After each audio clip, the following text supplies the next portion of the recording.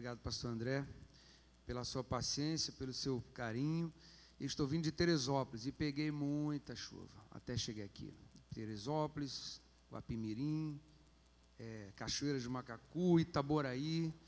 E a chuva só foi parar um pouco na altura de Papucaia, sentido de Cachoeira de Macacu. Mas naquele trecho de Teresópolis até chegar em Papucaia não tinha como desenvolver, não tinha como andar, era muita chuva, muito caminhão, o trânsito não fluía. E graças a Deus eu consegui chegar aqui, pelo menos na metade do culto. Irmãos, essa primeira música que eu vou cantar, vocês estão sentindo falta de chapeuzinho, né?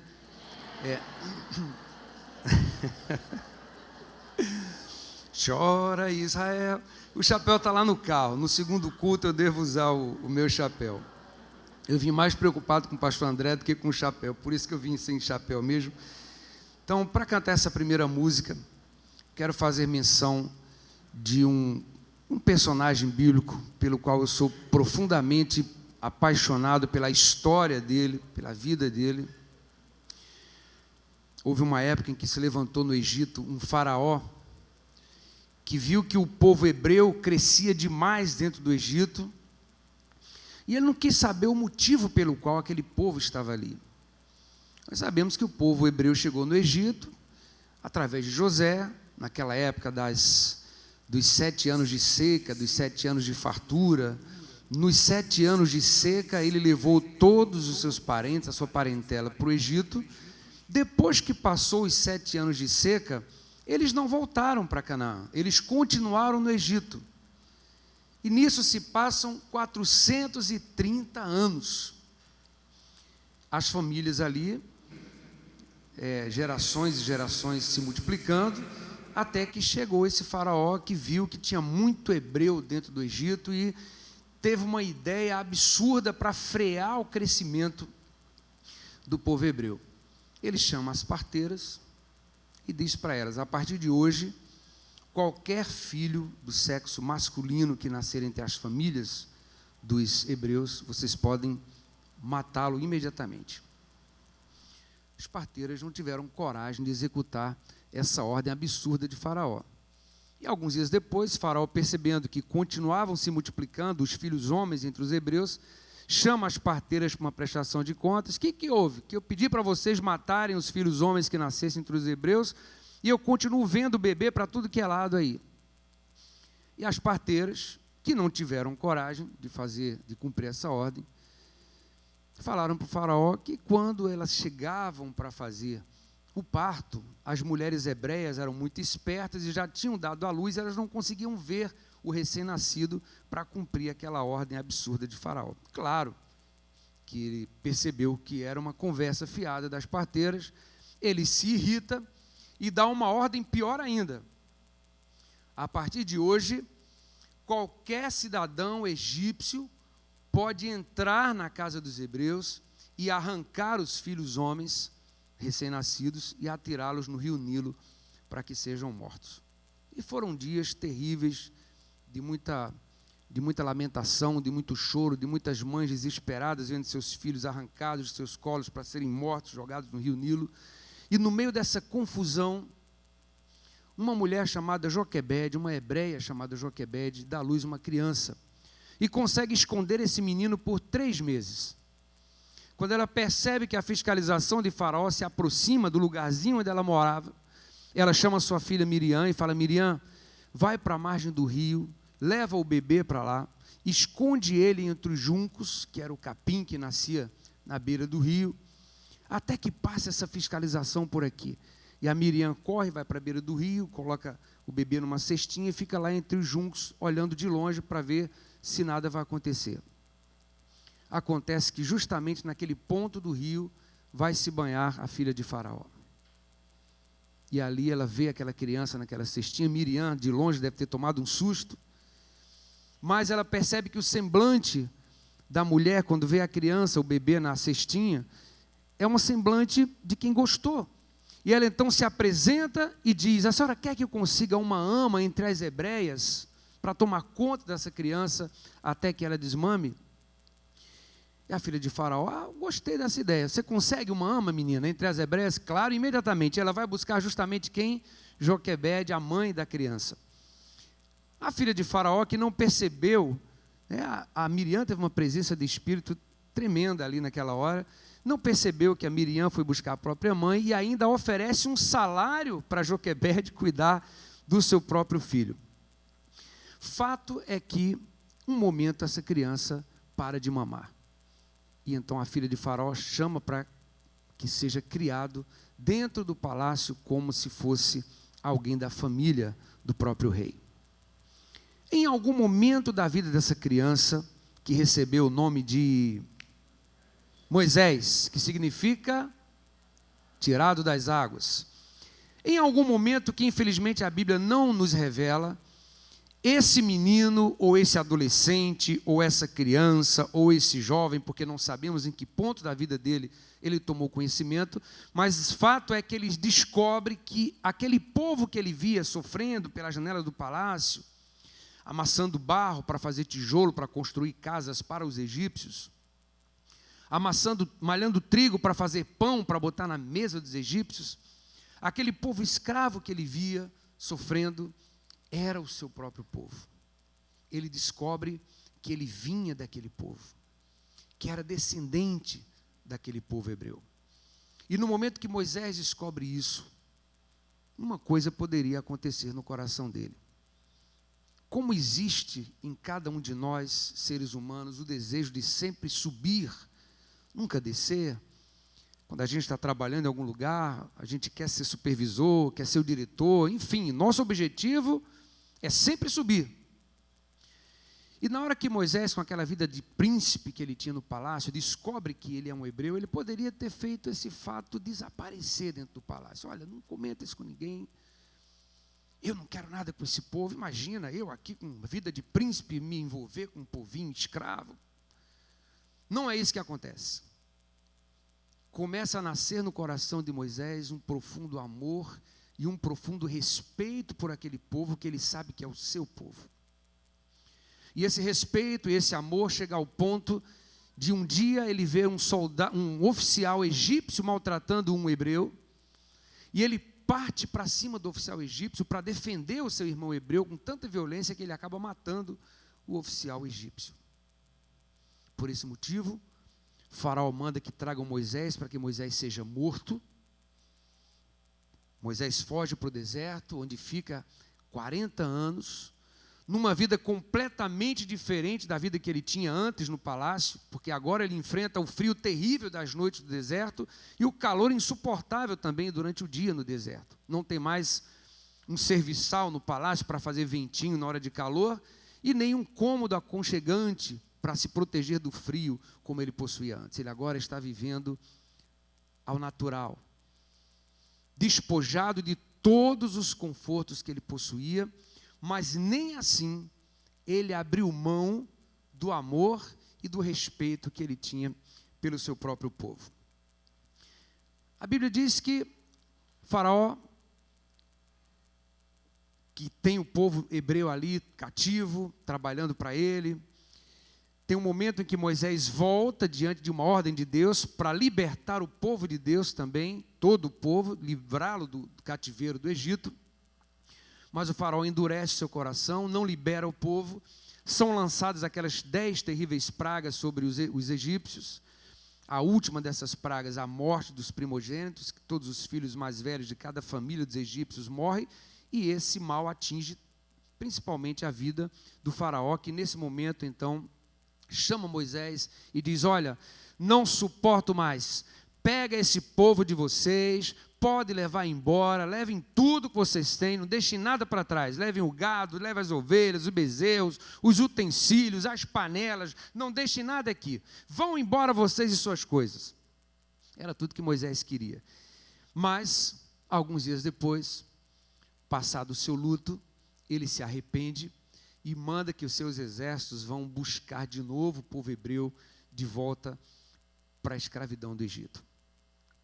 Ao saber essa notícia, justamente no momento em que sabe dessa notícia, e que precisa de cada minuto ali no deserto, avançando em direção a Canaã, porque o exército vinha montado em cavalos e eles estavam a pé. Cada minuto era precioso. Justamente numa hora como essa aparece o Mar Vermelho. E aqui vem o ponto que me inspirou a fazer essa música, que se chama Moisés, um coração hebreu, porque a vida de Moisés havia sido salva através das águas do rio Nilo. E agora, através das águas do Mar Vermelho, ele liberta toda a nação de Israel. Porque diz a Bíblia que diante daquele Mar Vermelho que surgiu naquela hora improvável, que Moisés precisava de cada segundo para se adiantar na frente do exército, aquele mar intransponível, diante de uma atitude de obediência de Moisés em levantar o cajado segundo a ordem de Deus, e naquele momento, para o povo ele parecia um maluco. Como é que o sujeito chega diante do mar, a gente precisando avançar, e ele levanta um cajado como um doido? O que vai acontecer? Pois essa atitude de obediência de Moisés, ainda que parecesse louco para os que estavam atrás dele, fez com que o mar se abrisse e o povo de Israel passasse em terra seca em direção à sua nação.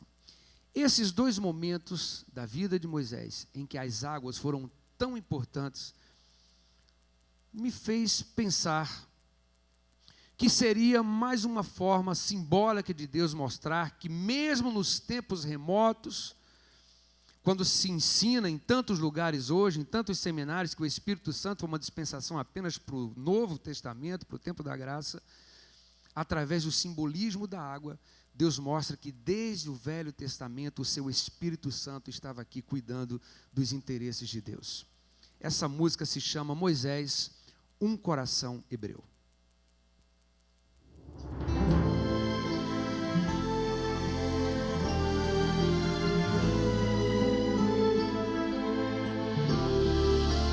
Olha para mim como se eu fosse o próprio Moisés cantando essa música, e vocês, os hebreus.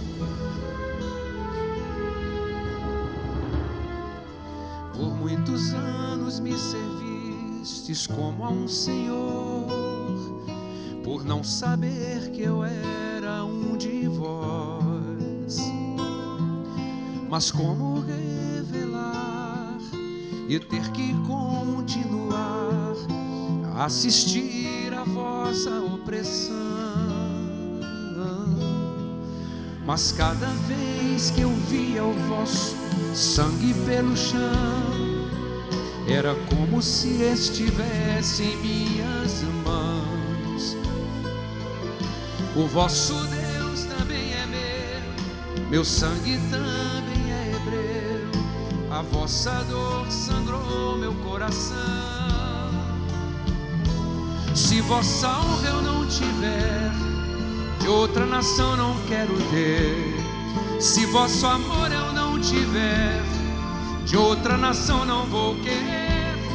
Se pelas águas me salvei, por águas eu vos guiarei, até que a liberdade brilhe em Israel.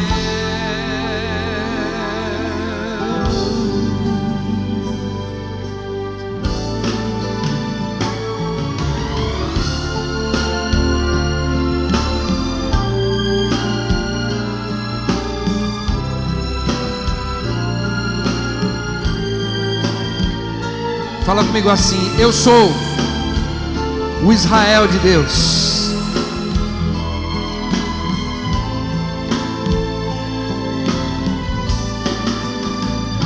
Se vossa honra eu não tiver, de outra nação não quero ter. Se vosso amor eu não tiver, de outra nação não vou querer. Se pelas águas me salvei, por águas eu vos guiarei, até que a liberdade brilhe em Israel.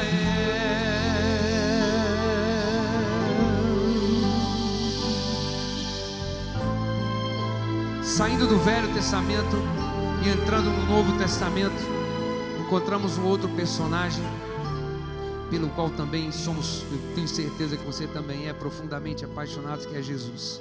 A exemplo de Moisés, e por isso que Moisés é dito como um tipo de Jesus, Jesus também deixa o seu palácio, o seu trono, o seu conforto, desce até nós, sem responsabilidade nenhuma de fazer isso, como Moisés não tinha também, mas ele abre mão de todo o seu conforto, do seu trono, e vem até nós, se transforma em carne, passa pelas aflições que nós passamos aqui, para enfrentar uma cruz, para salvar a minha vida e para salvar a sua vida.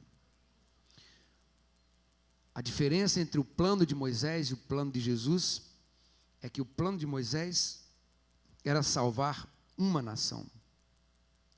O plano de Jesus era trazer salvação a todas as nações.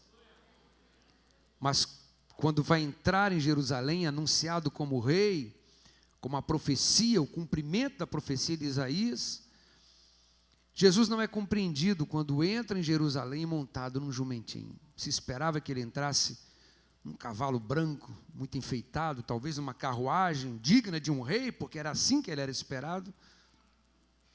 Os fariseus ficaram desesperados quando viram Jesus montado naquele jumentinho. É muito simples.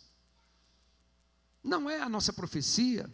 Como é que a gente vai chegar para os romanos e apresentar o nosso rei montado num jumento?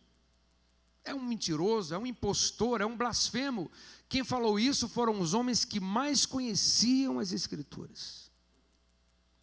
Ficaram chocados com a simplicidade com que Jesus entrou em Jerusalém. E tão chocados com a aparência simples de Jesus, eles ficaram que esqueceram até que havia uma profecia avisando que Jesus entraria dessa forma. O profeta Zacarias, capítulo 9, versículo 9, avisou que Jesus entraria montado num filho de uma jumenta. Mas a aparência falou mais forte. E essa entrada de Jesus em Jerusalém, eu tenho certeza que não foi à toa. Ele poderia ter entrado da maneira como ele bem quisesse. Nós o conhecemos como Deus do ouro e da prata. Não existe nada nesse mundo do qual ele não possa usufruir. E por que ele entra tão simples? Para nos deixar claro, a começar por Jerusalém, até chegar até nós, aqui em Colubandê, o quanto nós nos iludimos facilmente com as aparências das coisas. Porque estava naquele jumentinho o maior rei que já pisou na face dessa terra. César Augusto, que era o homem mais temido e respeitado naqueles dias, se fosse visto pela rua, todos saberiam que era César, por causa de suas vestes de imperador, o seu louro na cabeça, seus adornos, sua pulseira. Lá vai o César. Mas se César chegasse para um paralítico e falasse: paralítico, eu sou César Augusto, imperador romano, em nome de Roma eu te digo, anda, não ia acontecer nada. O paralítico ia continuar tentando, com medo de César, e quantas vezes tentasse, tantas vezes iria cair.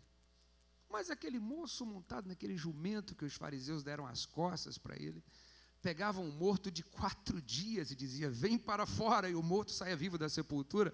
Então quem tinha mais poder, César ou Jesus? Era Jesus. César tinha aparência de poder, Jesus tinha o poder. E foi essa lição que ele deixou para mim, para você, para que a gente entenda que se dizemos que somos seguidores dele, temos que andar nesse mundo não nos iludindo com as aparências das coisas, como o homem sem Deus costuma se iludir. O que Jesus quis dizer ali é que quando chegamos num hospital, numa UTI de hospital, e vemos um moribundo, alguém em estado terminal, e a medicina já deu as costas, e as pessoas já dizem, já era. A lição que Jesus quis deixar ali é que as aparências podem enganar o homem natural, mas não podem enganar um homem que tenha Deus em seu coração. Para a medicina não tem mais jeito, para o homem não tem mais jeito, mas é justamente esses casos perdidos, em que a força humana já não tem mais para onde ir, que Deus gosta de atuar para mostrar o seu poder. Eu vou falar dessa entrada de Jesus na cidade de Jerusalém, que não foi uma entrada triunfante como se esperava, mas foi uma entrada surpreendente, principalmente para os fariseus. Pode ligar.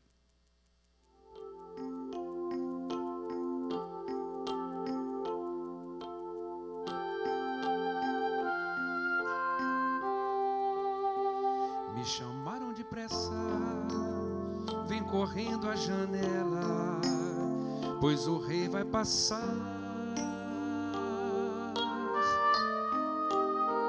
Vamos ver sua pompa, carruagens de ouro que vão lhe acompanhar.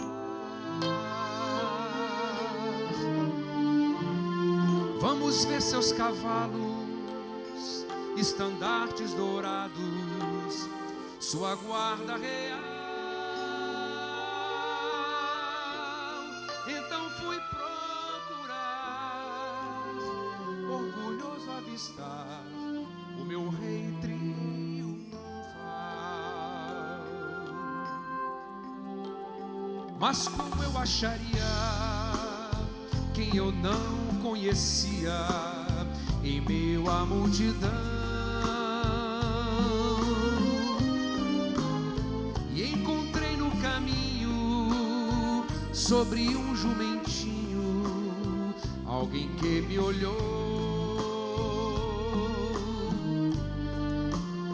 Perguntei apressado se ele havia encontrado e onde estava o meu rei.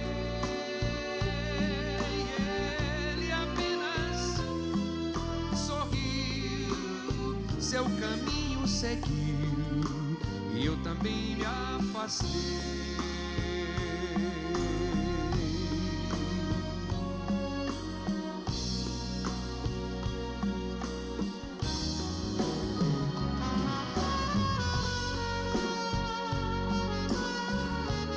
Esse belíssimo solo de trompete que vocês estão ouvindo é do Márcio André, nascido e criado aqui em São Gonçalo. De vez em quando ele toca comigo, grava comigo em CDs, uma coisa linda.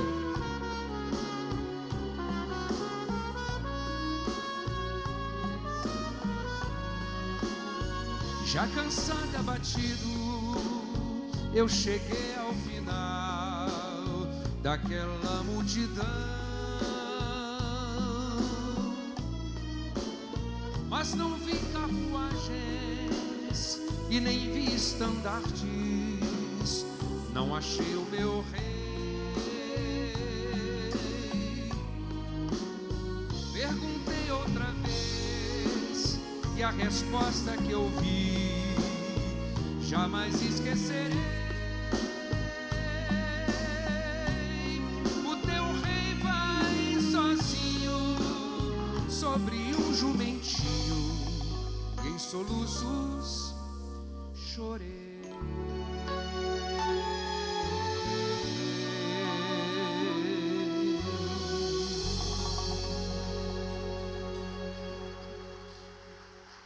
Receba, Deus.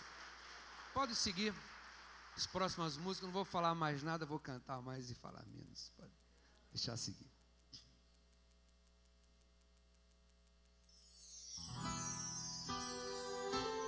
Essa música que eu cantei agora se chamou Meu Rei. É uma composição do ano de 2002, mesmo ano que eu compus essa música que eu vou cantar agora, A Força do Perdão. Perdoar é muito mais que estender a mão e dizer eu te perdoo, meu irmão. Usar a voz é fácil, apertar a mão também. O difícil é revelar o coração. Mas se o coração perdoar, é fácil perceber, pois o coração é cúmplice do olhar. Perdão que sai do coração é joia rara de encontrar e está na sinceridade de um olhar. Se eu te machuquei, reconheço que errei, só agora percebi quanto mal eu te causei. Como vou falar de amor se eu não souber amar? Eu preciso de você para me ensinar.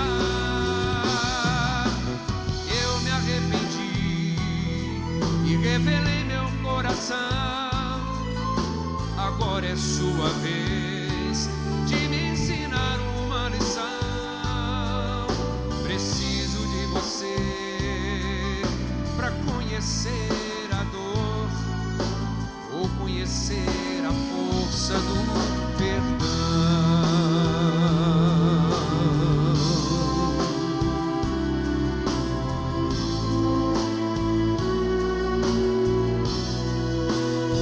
Qualquer pergunta que eu fizer, você me responde com uma palavra: Cristo.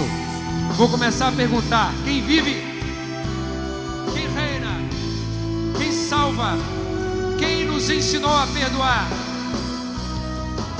Se eu te machuquei, reconheço que errei. Só agora percebi quanto mal eu te causei. Como vou falar de amor se eu não souber amar? Eu preciso de você para me ensinar. Eu me arrependi e revelei meu coração. Agora é sua vez de me ensinar uma lição. Preciso de você para conhecer a dor ou conhecer a força do perdão.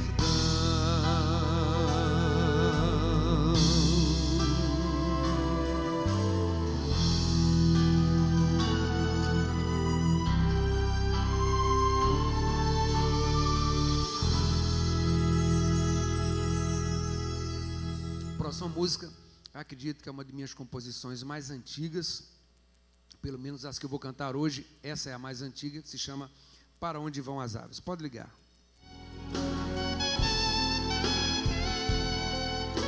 Composição minha de 1989. Muita gente aqui nem tinha nascido ainda.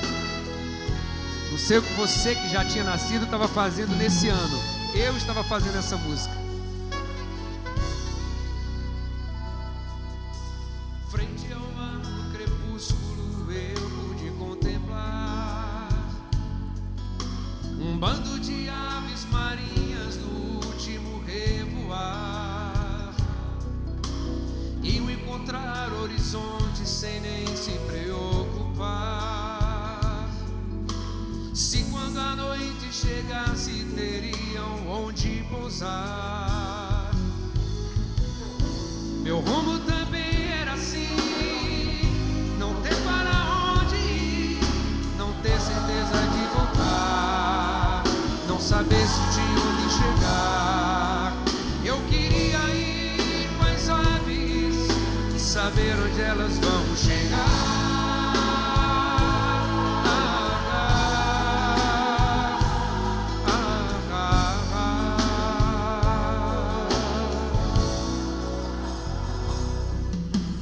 Foi assim, pensando que ali eu adormeci.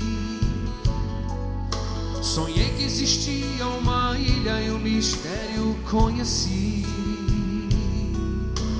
Quando acordei vi o sol que nascia e logo avistei que as aves marinhas voltavam cantando mais uma vez. Meu rumo então eu achei, Jesus Cristo eu encontrei. Ele a ilha onde vou chegar. Se a noite em trevas me deixar, vou continuar voando. Ele a ilha onde vou chegar.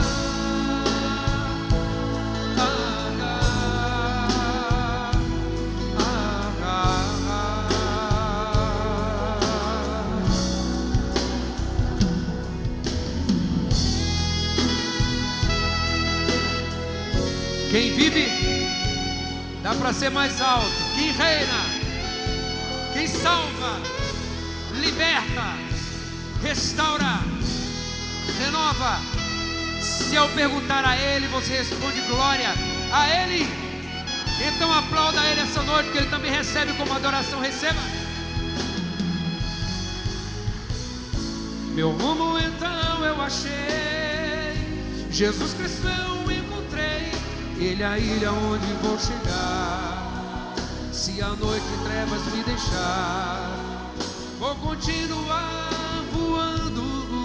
Ele é a ilha onde vou chegar.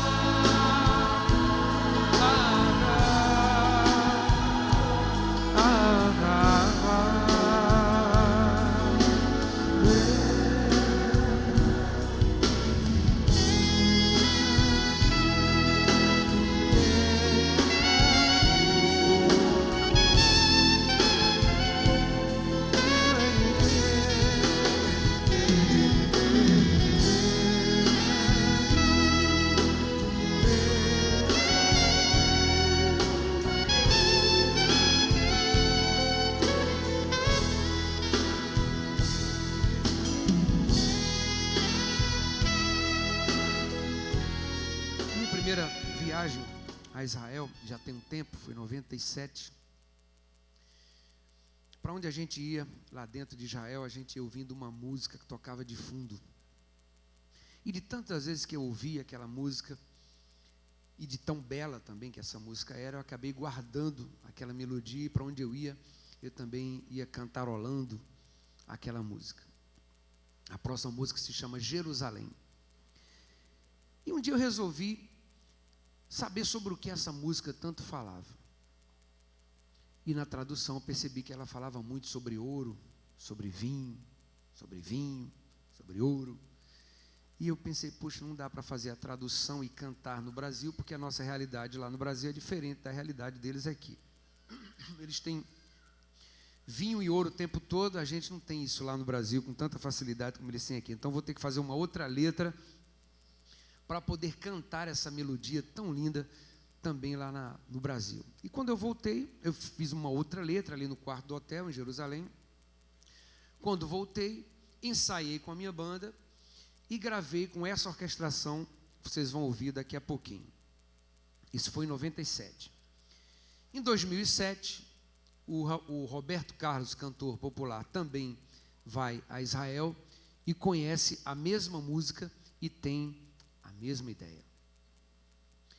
E eu não soube, que ele tinha gravado. Mas outro dia eu estava no mercado e de repente uma irmã grita o meu nome lá no corredor do mercado. Sérgio Lopes! Eu me assustei, a irmã olhou para mim, correu, me abraçou e falou: hoje eu ouvi sua música cantada pelo Roberto Carlos. Eu, minha irmã, pelo amor de Deus, que música é essa? Porque ele não me pediu autorização, eu continuo pobre. Que música é essa?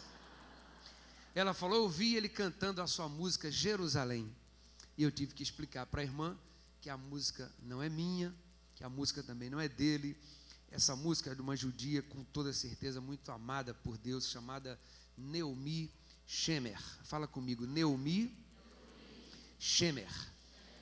Já está com o Senhor. Eu acredito que falando o nome da Naomi, como falamos agora, estamos honrando a memória da Naomi, que eu acredito que existiu por causa dessa música, porque não se conhece outra música da Naomi Shemer a não ser Jerusalém.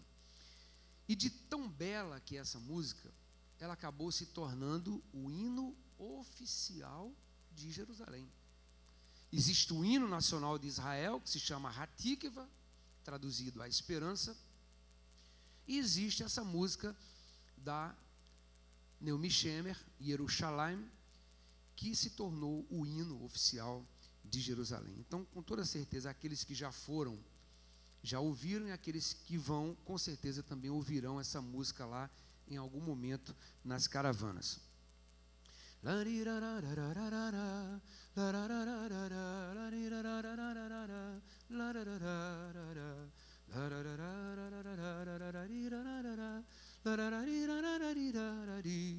linda demais essa música.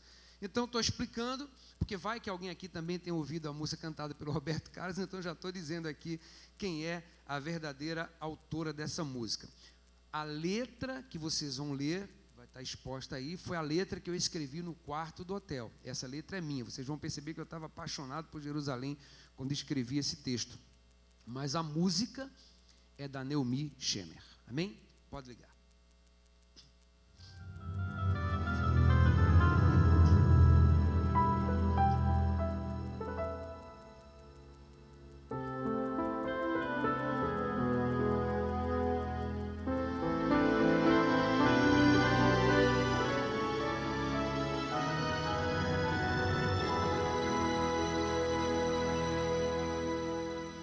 Jerusalém, em tuas ruas eu ouço a ecoar o som da harpa de Davi, minha alma acalentar.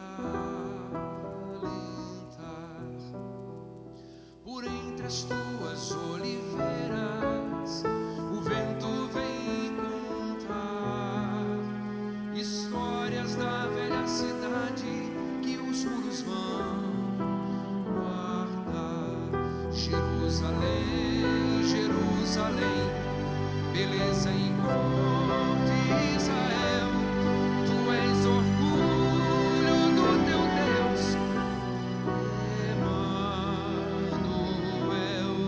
Jerusalém, Jerusalém, beleza e cor de Israel, tu és orgulho do teu Deus,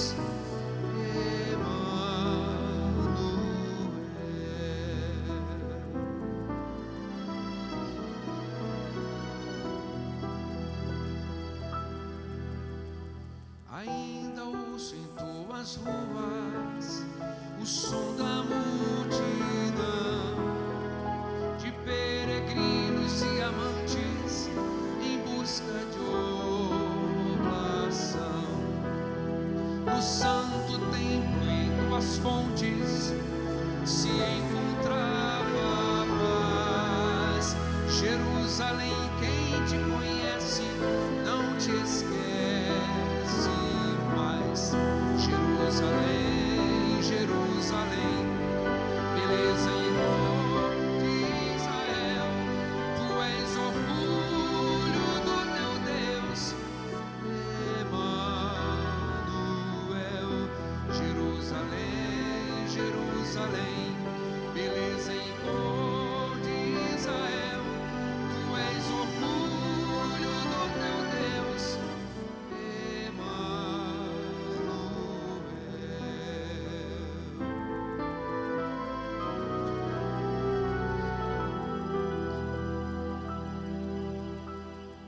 Jerusalém, tuas preces, lembra dos filhos teus que ainda não te conheceram, mas amam o teu Deus.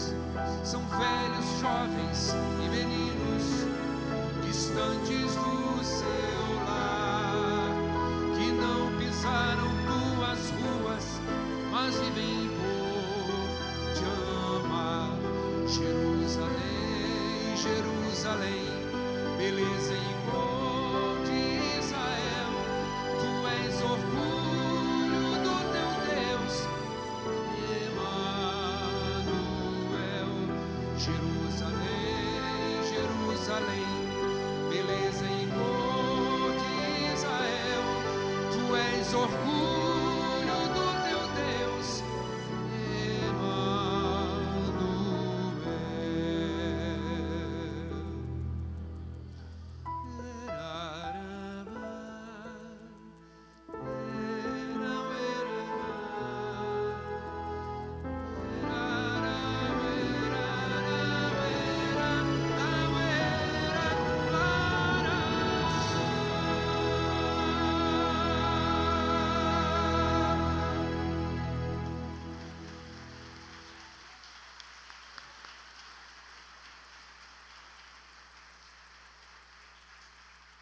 cantar a última música.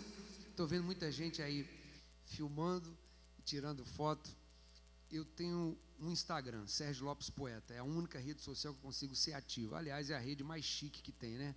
As outras são uma bagunça violenta. Facebook, grupos de WhatsApp, tem tanto palavrão, tanta bobagem. O Instagram é uma rede social meio elegante.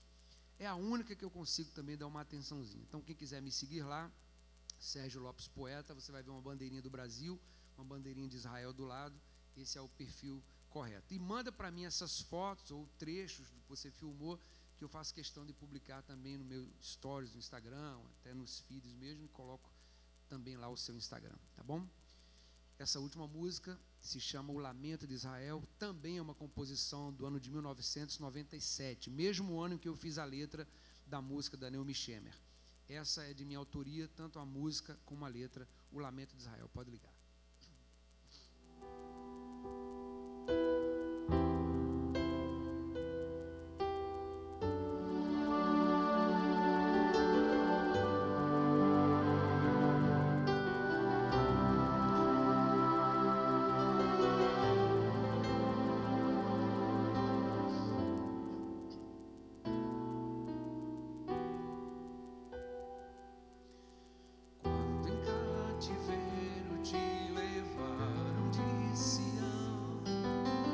e os teus sacerdotes prantearam de aflição.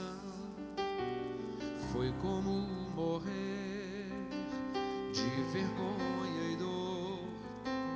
Caminhava triste o povo forte do Senhor a Jerusalém, porque deixaste de adorar o Deus vivo que em tantas batalhas te ajudou.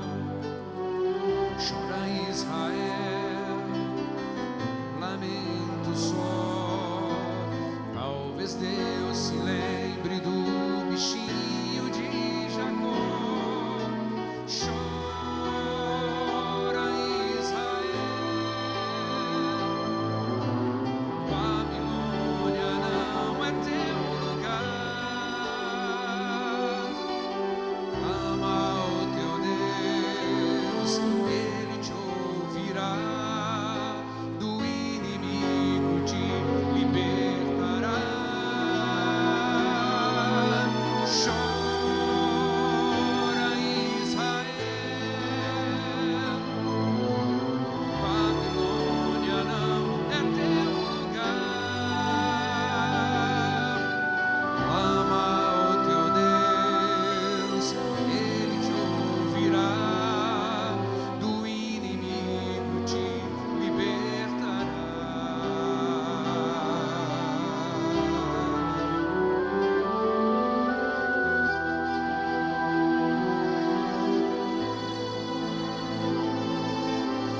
Quem vive na sua vida, quem reina nesse lugar essa noite, quem reina, a Ele, somente a Ele, eternamente a Ele. Então aplauda Ele mais uma vez. A Jerusalém, porque deixaste de adorar o Deus vivo que em tantas batalhas te ajudou. Chora Israel, num lamento só. Talvez Deus se lembre do bichinho de Jacó. Chora